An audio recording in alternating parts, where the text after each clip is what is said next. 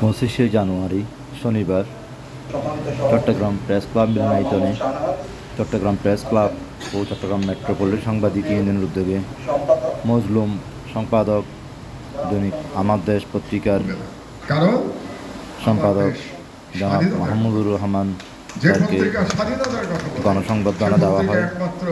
সংবর্ধনা শেষে সাংবাদিকদের সাথে এক মত বিনিময় সভা অনুষ্ঠিত হয়। এই সময় চট্টগ্রাম পেশাজীবী, রাজনৈতিক, সামাজিক ব্যক্তিবর্গ ও গণমাধ্যম কর্মীরা উপস্থিত ছিলেন। ততদিন আমরা এই এডিটোরিয়াল পলিসি নিয়ে চলব। যে দলই ক্ষমতায় আসুক না কেন, তাতে আমার দেশের এডিটোরিয়াল পলিসিতে কোনো পরিবর্তন কখনো সাধিত হবে না। আমি চট্টগ্রামের মানুষের কাছে খুব কৃতজ্ঞ। কেন কৃতজ্ঞ এটা একটু বলি। আমার দেশের বাড়ি কুমিল্লায়, আমার জন্ম ঢাকায়, আমার লেখাপড়া বেড়ে ওঠা সব ঢাকায়, কিন্তু সারা বাংলাদেশের ভেতরে আমি আমার অভিজ্ঞতায় দেখেছি, আমাকে যদি সত্যি অন্তর দিয়ে ভালোবাসে যে জায়গায়, সেই জায়গাটির নাম চট্টগ্রাম। আমি যতবার চট্টগ্রামে গেছি এবং যতবার চট্টগ্রামের বিভিন্ন জায়গায় আমি গেছি, গতকালই আমি পটিয়াতে গেছিলাম, যতবারই এসছি ততবারই আমি চট্টগ্রামের মানুষের অকৃত্রিম ভালোবাসা আমি উপলব্ধি করতে পেরেছি। এই জন্যই চট্টগ্রামের মানুষের কাছে এবং চট্টগ্রামের কাছে আমি কৃতজ্ঞ, এবং চট্টগ্রাম আমার কাছে এত ভালো লাগে। দেশের স্বার্থের শক্তি, এখানে কোনো ব্যক্তি স্বার্থ এখানে নাই। কাজেই আবার আমি আহ্বান জানাচ্ছি, আপনারা এই নেতৃত্ব গ্রহণ করুন এবং চট্টগ্রাম থেকেই সেই ঐক্যের ডাক আসুক। আর আমার বক্তব্য আমি বেশি দীর্ঘায়িত করবো না, অনেকক্ষণ ধরে আপনারা বক্তব্য শুনছেন। প্রতিনিধি সম্মেলন আছে, এখান থেকে আমি সরাসরি সেখানে যাব। আমি আবারও আপনাদেরকে কৃতজ্ঞ ঘোষণা দেওয়ার যোগ্য মনে করেছেন, এবং এখানে উপস্থিত চট্টগ্রামের সকল নেতা এবং সকল চট্টগ্রামের যারা মানুষ আছেন সবার কাছে আহ্বান জানাচ্ছি, আপনারা যেভাবে আমাকে সমর্থন দিয়ে এসছেন আজকে দীর্ঘ এত বছরের পথ চলায়, সেই সমর্থন আপনারা অব্যাহত রাখবেন। আল্লাহ হাফেজ। আল্লাহ আপনাদের উপরে রহমত বর্ষণ করুন। বাংলাদেশ জিন্দাবাদ। এই মাহমুদুর রহমান কোনো বিকল্প নেই। আপনাদের সবাইকে ধন্যবাদ। আজকের এই অনুষ্ঠানে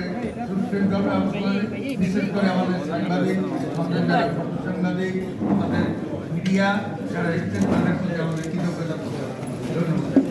গণমানুষের পক্ষ থেকে আমাদের চট্টগ্রাম প্রেস ক্লাব এই উদ্যোগ নিয়েছে বিরোধী আন্দোলনের অন্যতম ভ্যানগার্ড, যার রক্তে বাংলাদেশের আজকের এই নতুন এই স্বাধীনতা। আমি আজকের অনুষ্ঠানের সময়ত প্রধান আকর্ষক মাননীয় অতিথি যারা মাহমুদুর রহমান আসবেন। আজকের অনুষ্ঠানের বিশেষ ভাই যারা ফারুক মনির। শাইতানির রাজিম। বিসমিল্লাহির রহমানির রহিম। আলহামদুলিল্লাহি রাব্বিল আলামিন।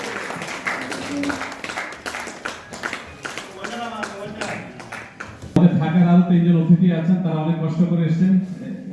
আমি বিশেষ মিয়া মোহাম্মদ আরিফ তাকে অনুরোধ করবো আজকের অনুষ্ঠানের বিশেষ অতিথি আব্দুল্লাহ ভাইকে ফুল দিয়ে গ্রহণ করব।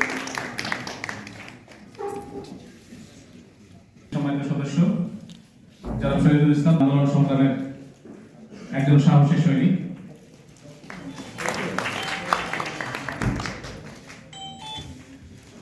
তাকে ফুলের শুভেচ্ছা। চট্টগ্রাম প্রেস ক্লাবের পক্ষ থেকে তাকে ফুল দিয়ে শুভেচ্ছা জানাবেন জনাব রফিকুল ইসলাম স্যার। আমার দৈনিক আমার দেশের মফস্বল সম্পাদক উনি এবং ফ্যাসিবাদের হিংস্র থাবা, হিংস্র নখর এত উগ্রভাবে, এত হিংস্রভাবে থাবা বসিয়েছে যে আমরা এগুলো ভাষা বর্ণনা করার মতো না। ইতিহাসের নৃশংসতম অত্যাচার চালিয়েছে সাংবাদিকের উপর, সম্পাদকের উপর। মহানবুল আলমের কাছে সুপ্রিয় যে আমাদের অ্যাবের সংগঠনের সাথে জড়িত ছিলাম এবং পেশাজীবী সংগঠনের সাথে জড়িত ছিলাম। ওনার সততা, ওনার দেশপ্রেম, যদি বাংলাদেশে বর্তমানে 10 জন দেশপ্রেমিক এবং সততার লোক থাকে, মাহমুদ অত্যন্ত ভাগ্যবান মনে করছি এমন একজন ব্যক্তিত্বের সংবর্ধনা অনুষ্ঠানে ছোট্ট পরিসরে কিন্তু বিশাল সংবর্ধনা, এমন একটি পরিবেশে নিজেকে থাকার সৌভাগ্য আল্লাহ আমাকে করে দিয়েছে। 2005 সালের দিকে স্যার যখন জ্বালানি উপদেষ্টা ছিলেন, তারই অধীনস্থ একটি প্রতিষ্ঠান ইস্টার্ন রিফাইনারিতে আমি চাকরি করতাম। সেই সুবাদে স্যারকে খুব কাছে থেকে দেখার সৌভাগ্য হয়েছিল। সততা, নিষ্ঠা, নেতৃত্বের গুণাবলী এবং অন্যান্য দিকে অনন্য উচ্চতার অধিকারী স্যারকে যখন থেকে দেখেছি, তখন থেকেই তার প্রতি আমার শ্রদ্ধা, তার প্রতি ভালোবাসা আমাদের অন্তরে জাগরিত হয়েছিল। স্যার ওই প্রতিষ্ঠান থেকে যখন চলে গেলেন, যখন ছিলেন সর্বপ্রথম বাংলাদেশের প্রত্যেকটা নাগরিকের মধ্যে এই যে আমরা 2008-এ একটা সরকার পরিকল্পিত ষড়যন্ত্রের মাধ্যমে একটা নির্বাচন হয়েছে, নির্বাচনের মাধ্যমে যা শুরু হয়েছিল, সর্বপ্রথম আমার দেশ ফেসিবাদের পদধ্বনি শব্দ লিখেছিল, নিউজ করেছিল। সেটা হচ্ছে মাহমুদুর রহমান সাহেবের সাহসের কারণে। উনি বুঝতে পেরেছিলেন দেশে কি করতে যাচ্ছে। ওই নিউজের পরদিন, ওই নিউজ যেদিন প্রকাশিত হলো, সেদিন এই চট্টগ্রাম প্রেস ক্লাব থেকে পরিকল্পিতভাবে আমার দেশ অফিসে হামলা চালানো হয়েছিল। হামলা চালানো হয়েছিল দিগন্ত অফিসে, হামলা চালানো হয়েছে নয়া দিগন্ত অফিসে।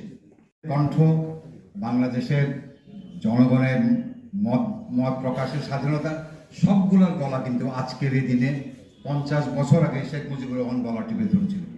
দিস ইজ 25 জানুয়ারি 2025। এটার ধারাবাহিকতায় আরেকটা দিবস কিন্তু আপনারা, এটা তো বলে গেছেন মনে হচ্ছে, পেপার পত্রিকা নাকি শাহনাজ ভাইরে জিজ্ঞেস করছিলাম আজকে কয়টা পত্রিকা হেডলাইন করছে, খুব একটা চোখে পড়ে না। 2018 সালের 22 জুলাই কুষ্টিয়া আদালত, আপনারা কি স্মরণ করতে পারেন? 75 সালের 25 জানুয়ারির ধারাবাহিকতায় কিন্তু 18 সালের 22 জুলাই একজন সাংবাদিককে রক্তাক্ত অবস্থায় আদালত প্রাঙ্গণে সরকারের সর্বোচ্চ মহলের নির্দেশে এবং সরকারি গুন্ডাপান্ডা দিয়ে রক্তাক্ত করা হয়েছিল হত্যার উদ্দেশ্যে। 75 সালের থেকে সেই গলার কণ্ঠরোধ করার প্রচেষ্টা কখনো তার কন্যা এবং তার রাজা মুন্ডারা, এর বিরুদ্ধে খুব বেশি প্রতিবাদী কণ্ঠ আমরা সাংবাদিক মহল থেকে দেখতে পাই নাই। এর মধ্যে আমি এই সুযোগে ধন্যবাদ, কৃতজ্ঞতা জানাতে চাই এবং আমি অভিনন্দন জানাতে চাই জনাব জাহিদুল করিম কোচি, জনাব শাহনাজ ভাই নেতৃত্বে প্রেস ক্লাবের নবগঠিত অন্তর্বর্তীকালীন কমিটিকে। এই প্রেস ক্লাবটা কিন্তু আপনারা যাদের কথা বলছি বা যাদের কথায় জানি চর্চা বেশি হচ্ছে, তাদের অন্যতম একটা আখড়া ছিল। আমরা এখানে কখনোই দেখি নাই যে জিয়াউর রহমান সাহেব কিংবা 7ই নভেম্বর কিংবা স্বাধীনতা ওদের চেতনার সঙ্গে মিল খায়, ওদের পছন্দের এবং ওদের সর্বোচ্চ মহলের নির্দেশ ছাড়া অন্য কোনো দিন পালন করতে কিংবা এখানে কাউকে জায়গাও দিতে। আমি একবার এখানে তৎকালীন প্রেস ক্লাবের প্রেসিডেন্টকে ধরে এই স্পেসটা ভাড়া নিয়েছিলাম এবং ব্যবহারও করেছিলাম, কিন্তু এর মধ্যে আমার প্রচুর প্রতিবন্ধকতা আমাকে ফেস করতে হয়েছে। এটা কেন আমাদেরকে দিছে এই কারণে। যাই হোক, আমি মাহমুদুর রহমান স্যারকে সম্বর্ধনা দিচ্ছেন, তার চেয়েও এই সাহসী সাংবাদিকের সাহস যাতে আল্লাহ রাখেন, উনি যাতে সোচ্চার থাকেন, ওনার উপর ওনার প্রাণনাশে যে আক্রমণ হয়েছে বলতেই থাকেন জনগণের কথা। ওনার জন্য শুভকামনা আমাদের সকলের জন্য।